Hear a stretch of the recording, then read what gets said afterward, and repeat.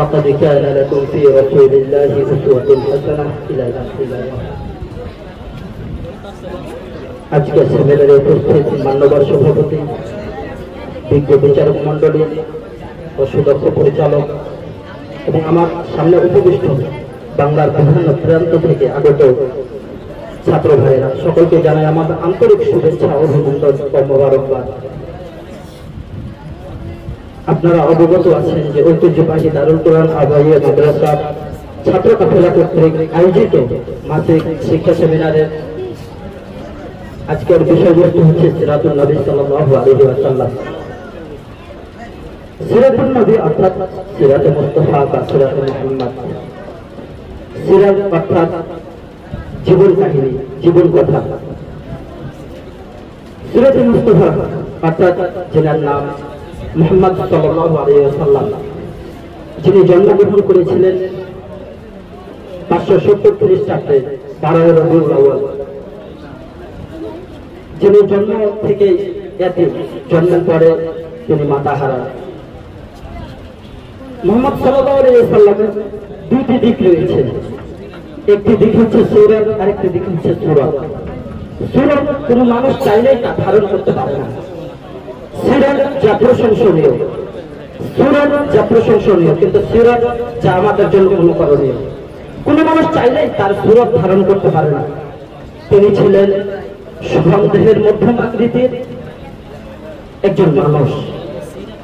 তিনার চুলগুলো ছিল ঘাড় পর্যন্ত প্রলম্বিত, কৃষ্ণ বর্ণ কালো, হালকা কুকুরানো। তিনার ললাট ছিল চওড়া, ললাটের নিচেই তিনার ভ্রুদয় ছিল যেন জোড়া ভ্রু, বাঁকা ভুলকের নাই। ভ্রুর নিচে দুইটি গোলাপি রঙের পাপড়িদয়। পাপড়িদয় তিনি যখন বুঝতেন তখন মনে হতো যেন গোলাপের দুটি পাপড়ি দৌড় খাচ্ছে। তার নিচে রয়েছে তার চোখের সাদা অংশটুকু ছিল রক্তিম আলো সাদা, কালো অংশটুকু ছিল কৃষ্ণ বরণ কালো।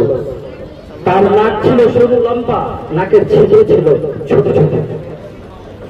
তার নিচে সুন্দর চিকন একটি গোপ রয়েছিল, সুন্দর চিকন গোপ রয়েছিল যা নয়নাভিরাম।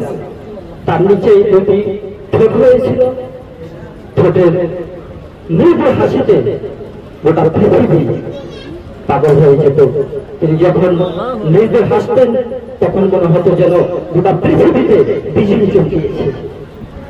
এই ছিল তার সূরত। এই সূরত ধারণ করা কোন মানুষের পক্ষে সম্ভব নয়, কিন্তু সূরত আমাদের জন্য অনুকরণীয়।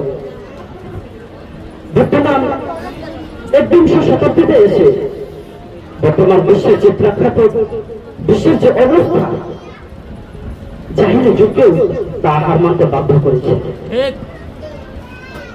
তিনি কেনই বা এসেছিলেন,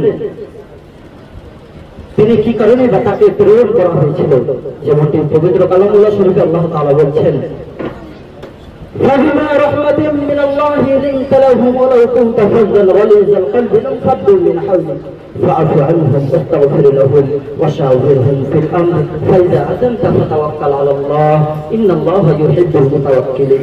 তিনি এসেছিলেন রহমত স্বরূপ, তিনি গোটা ধরনের জন্য ছিলেন রহমত। তিনি ছিলেন বা কেমন? তিনি যে কেমন ছিলেন পবিত্র কালামুল্লাহ শরীফে আল্লাহ তাআলা বলছেন, লাকাদ কানা লাকুম ফি রাসূলিল্লাহি উসওয়াতুন হাসানাহ। তিনি ছিলেন আইডল, তিনি ছিলেন আইকন, তিনি ছিলেন অনুপম আদর্শ। তিনি ব্যক্তিত্ব জীবন থেকে শুরু করে, ব্যক্তি জীবন থেকে শুরু করে রাষ্ট্রীয় জীবন পর্যন্ত ছিলেন আদর্শ। আসুন আমরা সে আদর্শকে আমরা নিজেদের জীবনে বাস্তবায়ন করার চেষ্টায় অবগত হই এবং চেষ্টা করি আমরা তার সিরাতকে ধারণ করা। সূরতটা আমরা ধারণ করতে পারবো না, কিন্তু সিরাত আমরা চাইলে তা ধারণ করতে পারি। আসুন আমরা তার সিরাত ধারণ করে জীবনযাপন করার চেষ্টা করব। আলহামদুলিল্লাহি রাব্বিল আলামিন।